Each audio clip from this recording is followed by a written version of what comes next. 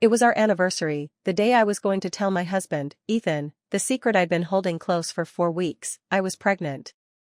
But the universe had other plans. A notification popped up on my phone, a post from his young assistant, Chloe. It was a live photo. In it, my husband was tenderly sliding a diamond ring onto Chloe's finger. She, in turn, quickly leaned in and planted a kiss on his cheek. The caption read, "My dream man proposed. I'm the happiest girl in the world today.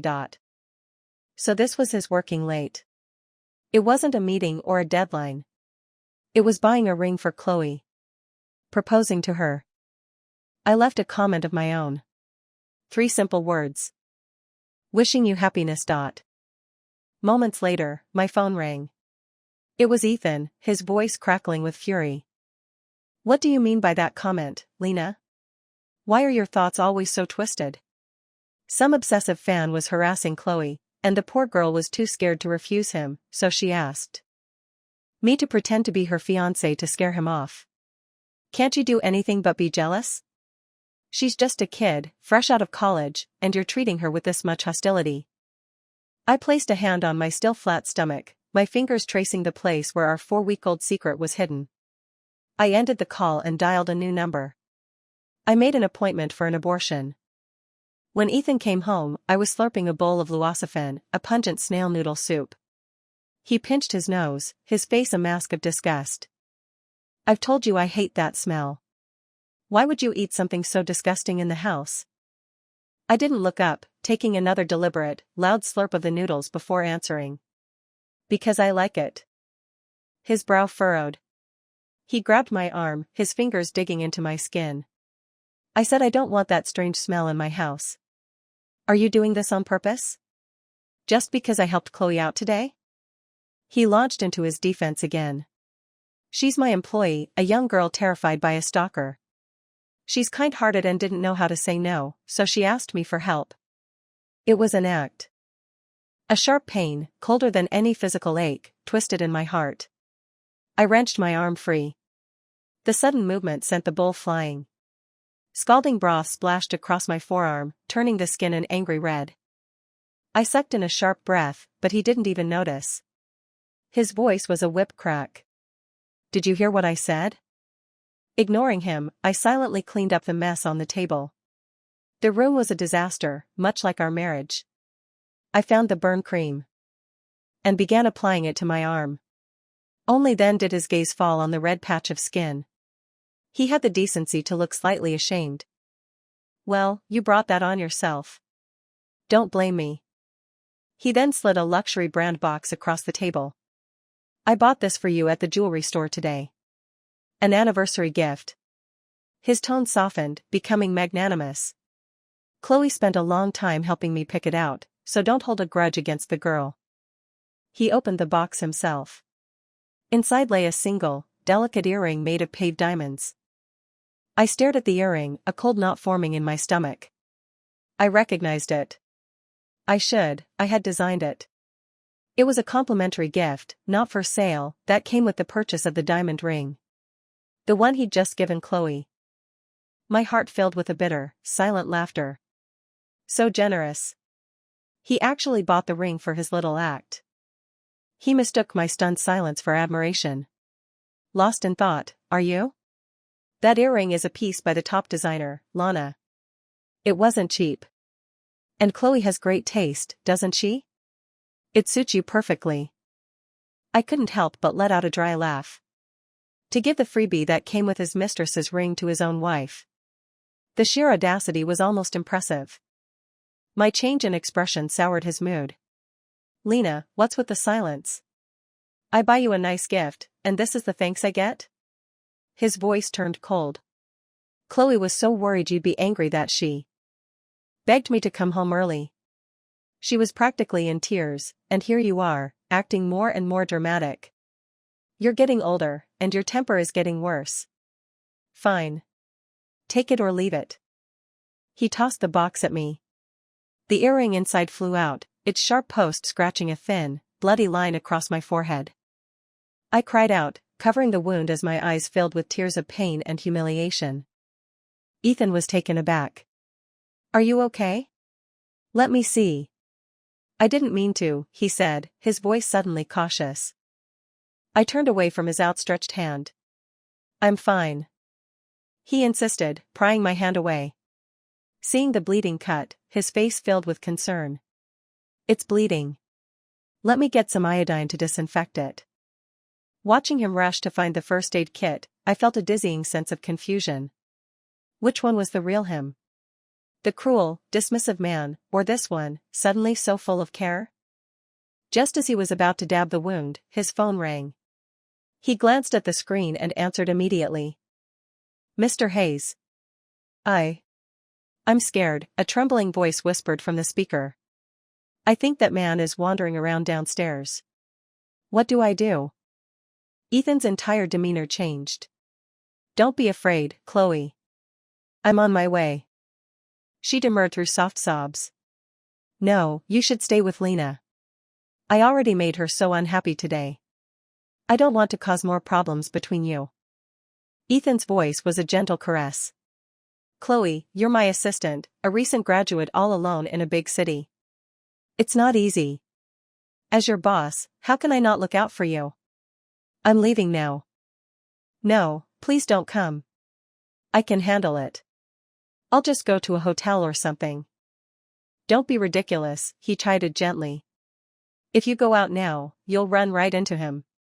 Silly girl. Just wait for me. But, will Lena blame me? I don't want her to hate me.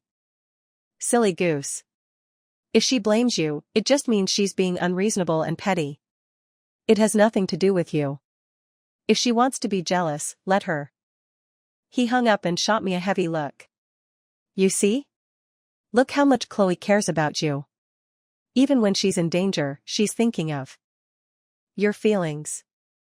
You should be more generous, learn to be a little kinder instead of being so paranoid and jealous all the time. He glanced at my forehead. That cut is nothing. Just put some medicine on it yourself. I have to go check on her. A young girl like that, all alone. It's pitiful. As he stood up, he knocked the open bottle of iodine to the floor, where it spilled completely.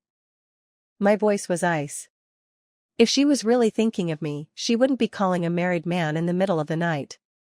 That's a kind of kindness I'm not interested in learning. He rounded on me, his anger barely contained. Lena, do you have any compassion at all? She's being stalked by a man. She's in danger. Can't you stop your petty jealousy and be a decent human being for once?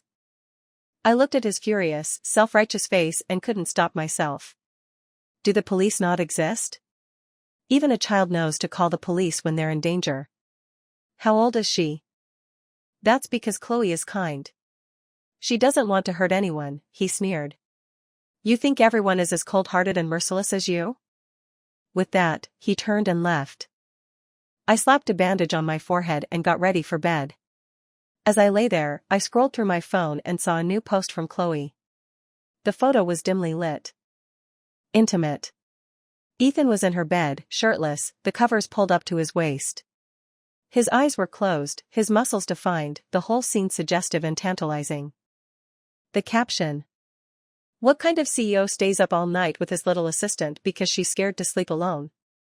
I was beyond anger. I took a screenshot, saved it, turned off the light, and went to sleep. Ethan returned early the next morning, looking tired but pleased with himself. He saw me and looked a little awkward. Chloe was terrified last night, so I stayed with her. Don't get the wrong idea. She's just my assistant. I nodded. I understand. I tried to walk past him towards the door. My side was throbbing with a familiar pain, I suspected my appendix was acting up again. He froze, grabbing my arm. I really only stayed because she was scared. I looked at him, my voice devoid of emotion. I believe you. My appendicitis is back.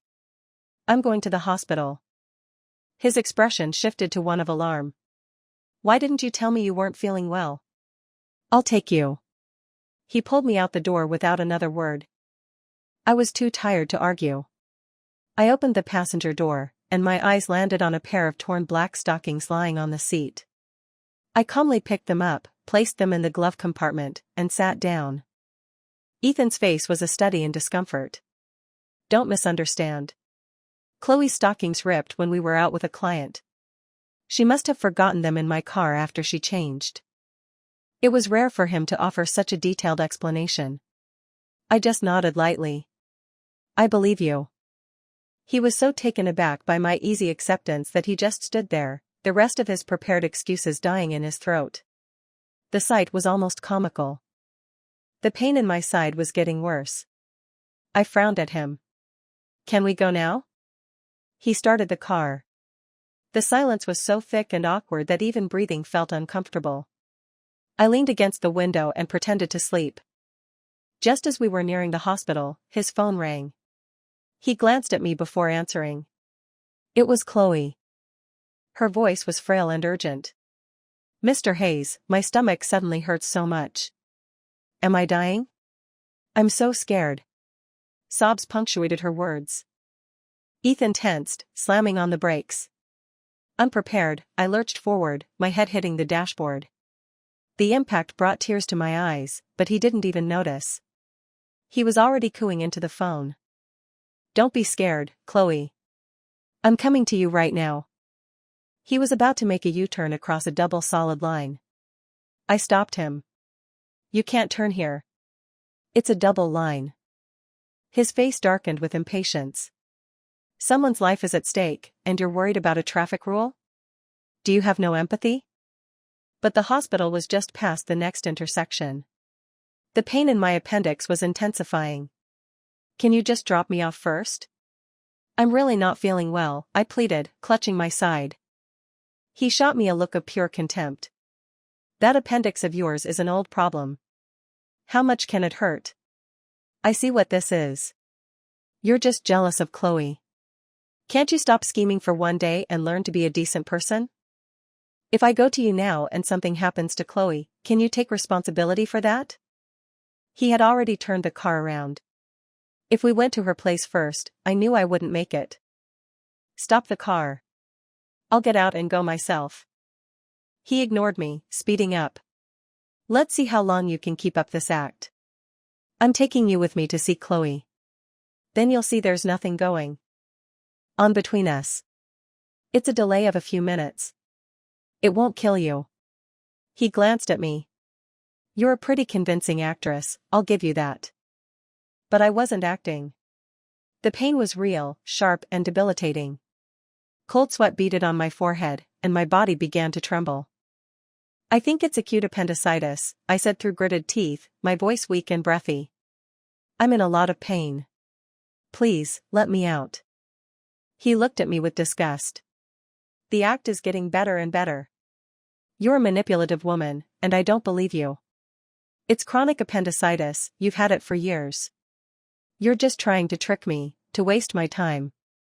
Why are you so vicious? By the time we reached her apartment complex, my face was pale and slick with sweat. I was curled in on myself, shaking from the pain. I tried to open the door, but he had locked it. He looked at me coldly. You wait in the car. I'll get Chloe, and then I'll take you both to the hospital. And stop pretending. I'm not falling for it. As he walked away, I started banging on the window in a panic, shouting after him. I'll take a taxi. Just open the door. You're so dramatic. Can't you just wait a few minutes? If you're so capable, get yourself out. Otherwise, sit there and wait quietly. I waited for nearly 40 minutes. He never came back down. My body was racked with spasms of pain. I had no strength left. Using the last ounce of my consciousness, I dialed 911. Just after I hung up, I saw a new post from Chloe. The photo showed Ethan, the man who had promised to be right back down, in her kitchen, stirring a pot. The caption. The CEO himself says hot brown sugar water is the best for period cramps. How can one man be so charming? He hadn't forgotten me. He had simply prioritized brewing a remedy for his mistress's menstrual cramps over his wife, who was dying in his car.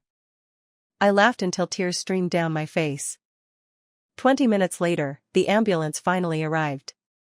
Just as I was about to pass out, the car door was pried open, and I was loaded onto a stretcher. At the hospital, the doctor's words were a death sentence. If I had arrived half an hour earlier, things wouldn't have progressed so quickly. They wouldn't have needed to use general anesthesia. The baby could have been saved. But now, it was acute appendicitis. Surgery was mandatory, which meant the baby. He didn't need to finish. I already knew. My hand trembled as I took the surgical consent form and signed my name. "End the pregnancy," I whispered. The doctor sighed. "It's the only way." "I'm sorry. If you had arrived just 10 minutes later, the pain alone could have killed you." When I woke up, the surgery was over. I fumbled for my phone on the bedside table. Dozens of missed calls and voicemails from Ethan. I didn't listen to them.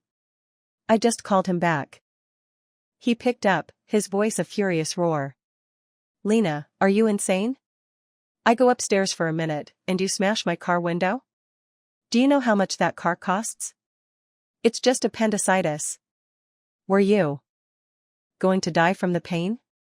I told you I'd take you to the hospital, and you throw a tantrum like this. I've never met a woman like you.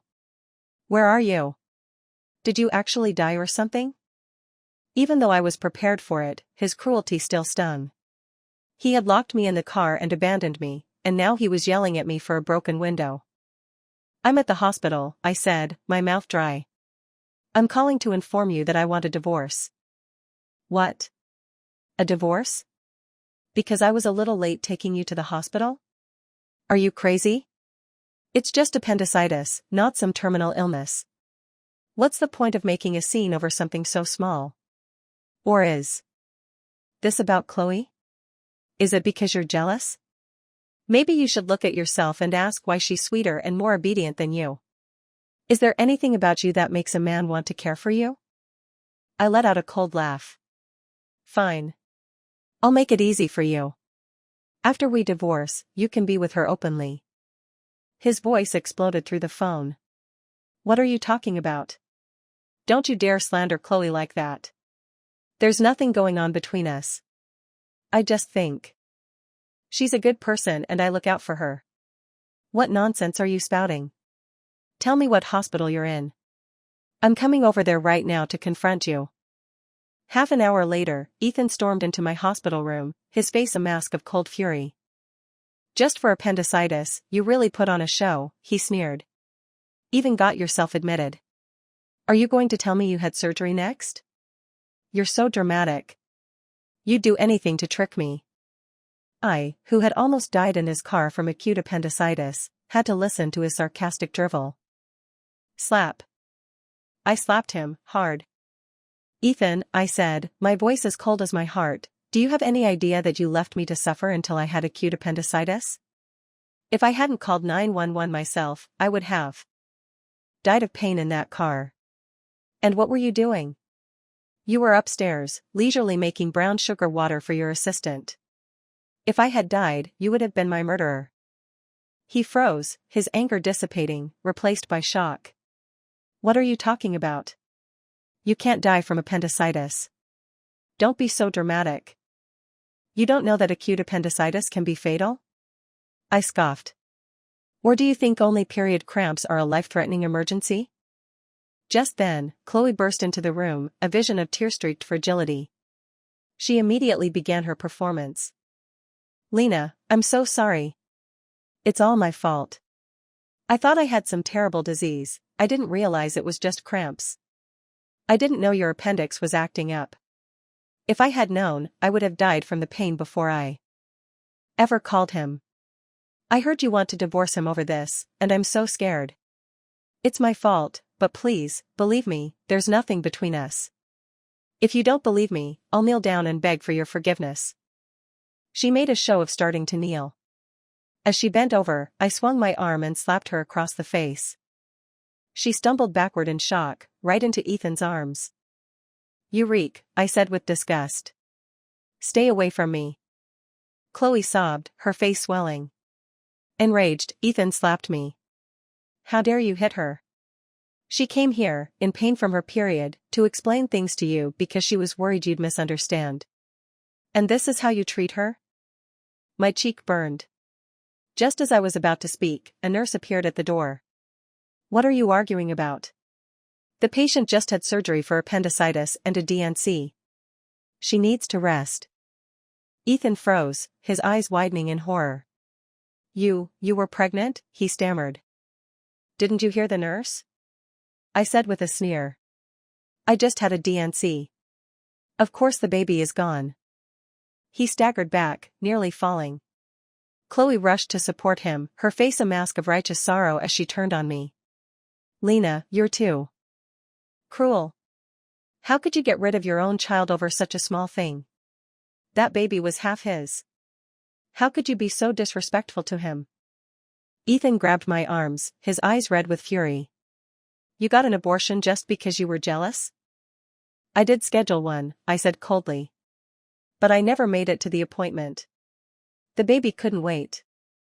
He stared at me, uncomprehending. What do you mean? I spelled it out for him. Because you didn't get me to the hospital in time, I developed acute appendicitis. I had to have surgery, which meant general anesthesia. The baby couldn't survive. His hands on my arms began to tremble. He looked as if he'd been struck by lightning. How? I didn't mean to, our baby. I yanked my arms away. The child you wanted for so long. You killed it with your own 2 hands. Are you satisfied with your masterpiece? He crumpled to the floor, his face a mask of agony. Chloe shot me a hateful look, then clutched her own stomach. Mr. Hayes, my stomach hurts so much. I think the cramps are getting worse. She looked up at him, her eyes brimming with tears. But for the first time, he didn't comfort her. He just stared blankly. She tried again, a single, perfect tear rolling down her cheek. Ethan suddenly snapped back to reality. He shoved her away, roaring, What? Do I care if your stomach hurts? We're in a hospital. If you're in pain, find a doctor. Why do you keep clinging to me? I'm not a doctor. Chloe landed on the floor with a thump, staring at him in disbelief. Mr. Hayes, how can you? You said you'd always take care of me. You pushed me, my bottom hurts, you have to pick me up. She started to crawl towards him. Slap. He hit her again, harder this time. Are you a pig? Don't you understand human language? I told you to find a doctor. Are you brain dead? Get out. Why are you rubbing against me? Who do you think you are? Have you no shame? Chloe's face was crimson with humiliation. You said you liked my innocence. You said I could rely on you for anything. She turned her venom on me. You said you were tired of this. Old, cranky woman. Now that her baby is gone, it's a sign from heaven. We can get married. I'm young and beautiful. I can give you all the children you want. Why are you so upset? Ethan's chest heaved. He grabbed her. Slap. Slap. Slap. How dare you talk such nonsense? Marry you? What are you that you dare to compare yourself to Lena? It was you who tricked me, pretending your stomach hurt. If it weren't for you, my child would still be alive. You bitch. Yes, I tricked you. Chloe shrieked back. But you enjoyed it, didn't you? You came running every time I called. You call me a bitch? You're the one who locked his wife in a car. It was you who couldn't resist. Temptation.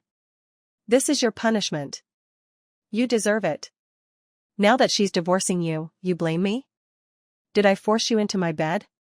You didn't seem to care much about your wife when you were in my bed, did you? Shut up. Shut up. Ethan screamed. Get out. He turned and knelt by my bed. Lena, don't listen to her. There was nothing between us. You have to believe me. After all these years, don't we have that much trust?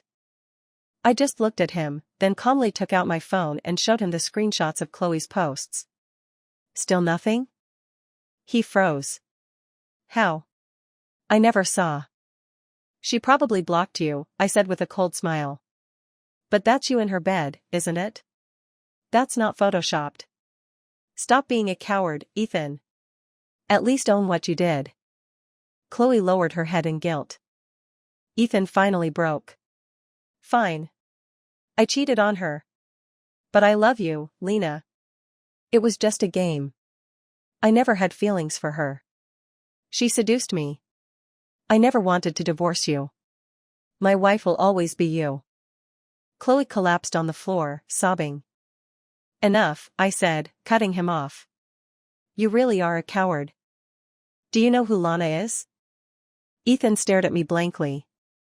Lana, I said with a sneer, is the designer of that earring you gave me. It's my professional name. So of course, I knew it was a free gift that came with the ring in Chloe's post. I designed them both. And you were just putting on an act for her? Does helping an assistant put on an act require a $2 million diamond ring? You're so generous, Mr. Hayes. I glanced at Chloe. And look at her. Dressed head to toe in luxury brands. That's at least $20,000 worth of clothes. And that handbag, isn't that a limited edition? 80,000? How does an assistant with a $5,000 a month salary afford that? Or are you just a very, very generous boss? He was speechless, his face shifting from white to red and back again. You broke your vows, Ethan. Let's get a divorce. No, he begged. I won't divorce you, Lena. Forgive me. I'll make it up to you. I slapped him again. Make it up to me? With another free gift? I'm not that pathetic, Ethan. He refused to agree to a divorce, so I filed the petition with the court myself. After I was discharged, I moved into the apartment I'd bought before we were married. I hired cleaners, bought new furniture, and spent a week making it my own again. A week later, I opened my door to find Ethan sitting on the floor outside. He looked terrible. His hair was a mess, his eyes were bloodshot, and his clothes were wrinkled. The polished CEO was gone. Lena, he said, his voice raw with pain. Why didn't you tell me you left the hospital? Come home with me. Let me take care of you. The baby. I'm sad too, but we're still young. We can have another one. I couldn't believe his audacity. I have told you, repeatedly, that I want a divorce. I am not angry with you. I am done with you. If you had just told me you were pregnant, he continued, as if I hadn't spoken, I never would have locked you in the car.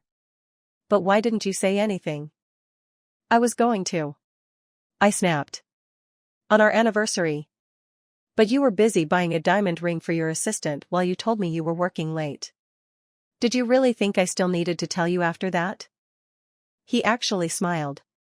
I know you were just jealous. I fired her, Lena. I'll never see her again. Please, forgive me. I am divorcing you because I don't love you anymore, I said, my voice flat. What you do with her is irrelevant to me. He grabbed me, pinning me against the wall. I made a mistake that any man could make. Why can't you let it go? His breath was hot on my neck as he started fumbling with my clothes. You know what they say, Lena. Fights that start in the day are best settled in bed at night. In a panic, I grabbed a vase from a nearby shelf and smashed it over his head. He staggered back, blood trickling down his forehead. In that moment of stunned silence, Chloe ran in, throwing her arms around him. Lena, how could you? He's your husband, she sobbed, dabbing at his wound. Mr. Hayes, let me take you to the hospital. But Ethan only had eyes for me. Wife, he rasped, it hurts. Please, will you take me to the hospital? Does it hurt more than acute appendicitis? I asked coldly. I won't take you, but I can call 911 for you. Do you need that? His eyes fell. Chloe tried to help him up, but he shoved her away. I told you to get lost. I don't love you. You were just a toy, don't you understand? Mr. Hayes, she said, her voice trembling but firm, I'm pregnant with your child. Marry me. Let our child have a family. Ethan's eyes widened. He pushed himself up, his face a grim canvas of blood and fury. He looked at the pregnancy test she held out. Impossible. I used a condom every time. I prepared the condoms, she said defiantly. I poked holes in them. You're not getting rid of me. Divorce that old woman and marry me. A cruel smile twisted Ethan's lips. You want me to marry you? You, who are nothing but a vessel for my lust. You're too greedy, Chloe. I'm pregnant, she insisted. Do you want your child to call another man daddy? That's assuming you can even give birth to it, he sneered. Then, with a sudden, violent shove, Ethan sent her tumbling down the staircase. A pool of red quickly spread beneath her. He looked down at her broken form. Let this be a lesson. No one threatens me. And this child can serve as an apology to the one I lost. I stared at him, a cold sweat breaking out all over my body. I quickly retreated into my apartment and called for an ambulance. Even after that, Ethan refused the divorce.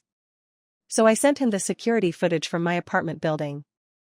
The company is about to go public. If you don't agree to the divorce, I'll send this to every media outlet. A CEO embroiled in a scandal of assault and infidelity, you can kiss your IPO goodbye. He called immediately.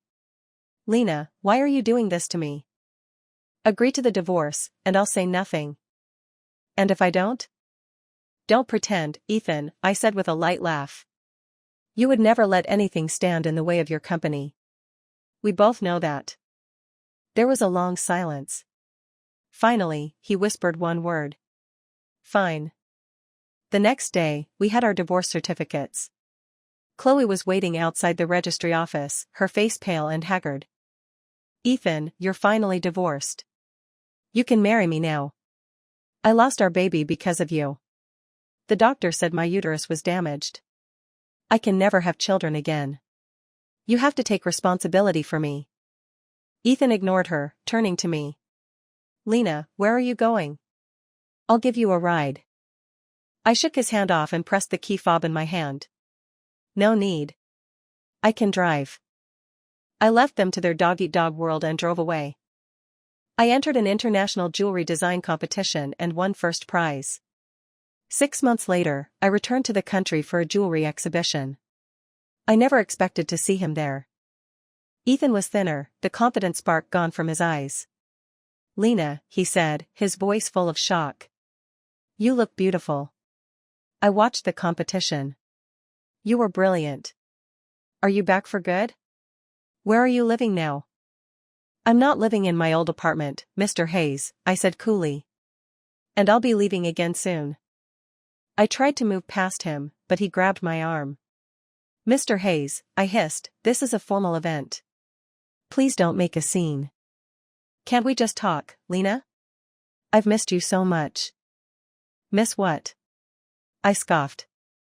How you betrayed me. How you hurt me. The biggest regret of my life is marrying you. What are you two doing? Chloe, dressed in a garish red dress, stormed towards us. Lena. You're divorced. Why are you still trying to seduce him? You bitch. Look closely, I said coldly. See who is clinging to whom. Only you would treasure such a rotten piece of trash. Ethan froze, his voice a raw whisper. Lena, what did you say? I said, I enunciated clearly, I have no interest in you, you rotten piece of trash. So please stop showing up and making me sick. I turned to Chloe and slapped her. If you slander me again, I will sue you. You were the other woman in my marriage. You have no right to question me. You hit me. I'm the future Mrs. Hayes, she shrieked. Is that supposed to be impressive? I asked. I hit you. What are you going to do about it? She lunged at me, but Ethan caught her arm and slapped her himself. Have you not made enough of a scene? Get out. He motioned for security. And stop using my name. You and I have nothing to do with each other. I will never marry you. Before the guards could reach her, Chloe pulled a knife from her purse and lunged at Ethan. If I can't have you, no one will. He couldn't dodge in time. The knife plunged into his groin. He collapsed, writhing in agony, blood blooming on his trousers. Chloe began to laugh, a wild, unhinged sound. Haha. Now you're just like me. You took my ability to have children, so I took yours. This is your karma, Ethan. Ha ha ha. Then, she turned the knife on herself, slitting her own throat. By the time the ambulance arrived, Chloe was dead. Ethan was saved, but he had lost what made him a man. He lost interest in his company and retired from the board, spending his days in a drunken, aimless haze. And as for me, after everything, I decided I needed to rest. I moved to Dolly. I wanted to see the beautiful Arai Lake, to feel the wind on my face, to embrace my freedom.